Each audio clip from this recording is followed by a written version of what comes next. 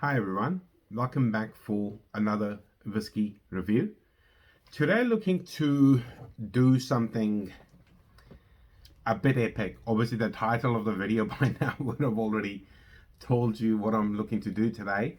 So looking to review the newly released Highland Park 15-year-old single malt whiskey, which was available back in the day. It used to be in a glass bottle like the 12 or 18-year-old, which is currently available. And this is the newly introduced Highland Park 15, which is a bit limited in supply, recently released and available in this beautiful ceramic decanter. Now, the reason why I'm so excited is this is literally the first bottle of this particular whiskey opening in New Zealand, and I'm about to opening it. That's yeah, means nothing to other people, but to the whiskey folk that means the world. I opened the first ever box and about to open the first ever bottle of Highland Park 15-year-old, reintroduced in the ceramic bottle.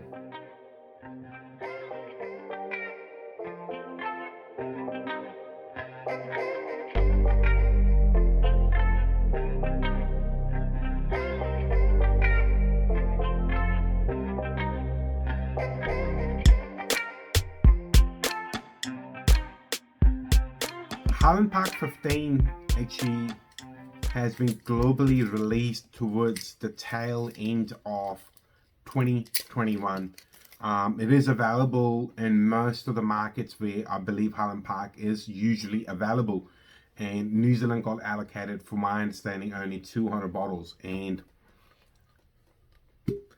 now the cork is off the first ever bottle. And Highland Park, obviously, I have tried quite a bit of it. Of recent, we spent 3 hours doing a masterclass with Martin, the global brand ambassador for Highland Park, who took us on a deep journey of all things Highland Park, which gave us a very amazing understanding of where the brands come from, the whiskey, and where it's been and where it's heading. And this being one of the hot topic of that video, because that was back in October or towards maybe in September in 2021, and part of that masterclass was we were going to talk about this, and this was going to be made available. And fast forward 4 months, it's here in my hands, and here's the first ever dram. Now, Highland Park commissioned this particular ceramic decanter for this release, which is really, really cool. And to be honest, off recent, I haven't seen any big whiskey distillery do any decanters. I do believe back in the 50s and 60s, Bell's Whiskey, a lot of the other ones, or perhaps Johnny Walker Blend, have done decorative, different shapes, decanters, the bell-shaped decanters or cars or whatever. I think Jim Beam's done that kind of stuff. But in my memory, I haven't seen anyone do a ceramic decanter off recent. So quite cool. And you know, it's got the older Highland Park library on it. Really, really cool. And you get to keep the decanter for other purposes. On to the whiskey. 15-year-old and bottled at a peculiar 44% ABV.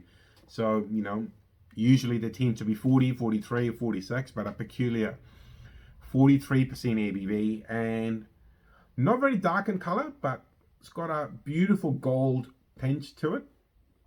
Seems maybe some sherry influence, and reasonably oily. Obviously, it has been brought down from cask strength, but got a beautiful color. I'm enjoying it. Well, let's find out what's it like on the nose first.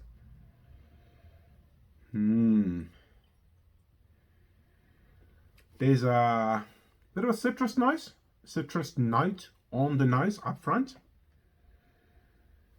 followed by a little bit more sweetness of honey, and very gentle smoke coming through now. I just spilled some of the whiskey. That's okay, it's part of the process.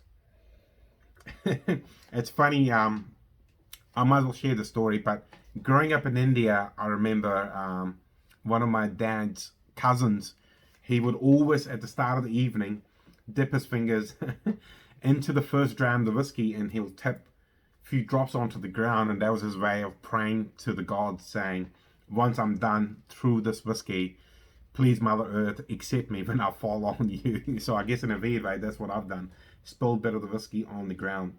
But again, on the nose there's a hint of pineapple, just a subtle hint.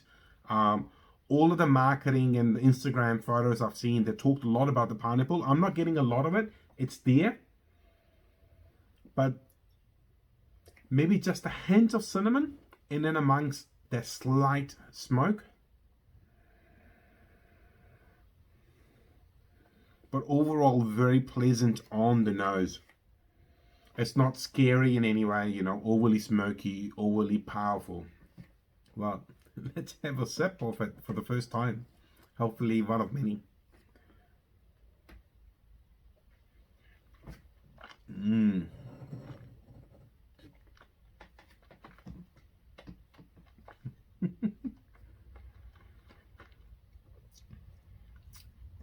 The smoke, the spice, and quite a unique marriage of sweetness with the smoky character. The spice is very subdued. It's not overly spicy, just very gentle spice. The cinnamon is lingering at the back of the palate. There's not much sweetness now, but what I've found with other Highland Parks I've tried of different ages over the years is that gentle smoke comes first, and as you get onto your second or third sip, the sweetness starts to unlock, and that's what I'm hoping will happen with this now.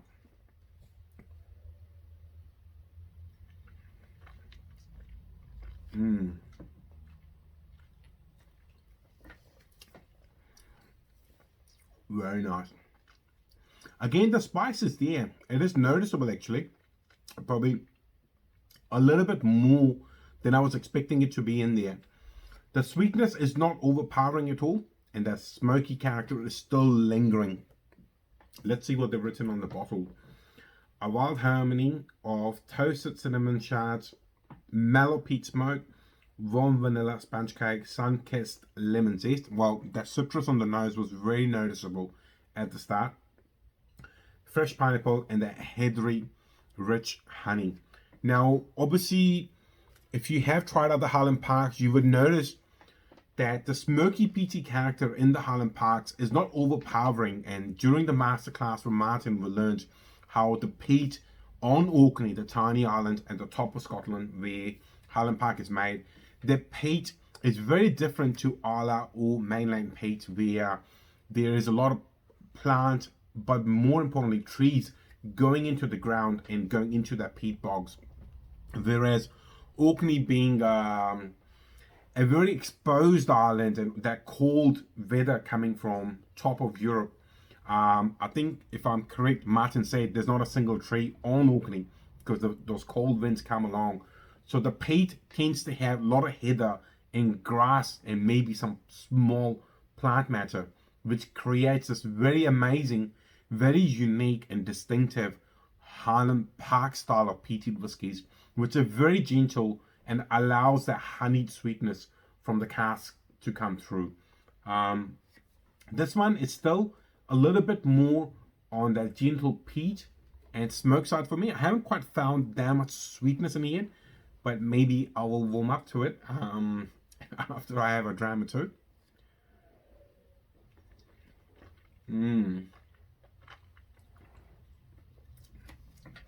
I mean, as a whiskey connoisseur, this is seriously cool. For someone like Highland Park, you know, it is a big distillery.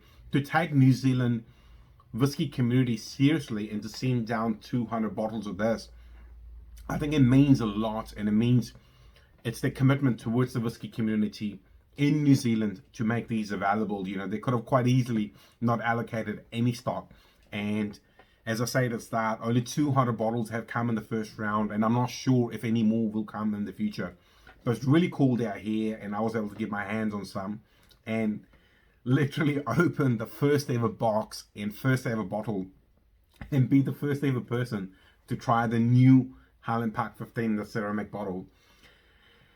It means the world to me. Almost makes up for, well, probably not, doesn't make up for the lockdown and not being able to travel to Scotland right now, but it comes close to it a little bit, you know, to trying something very unique and being the first in the country to get amongst it.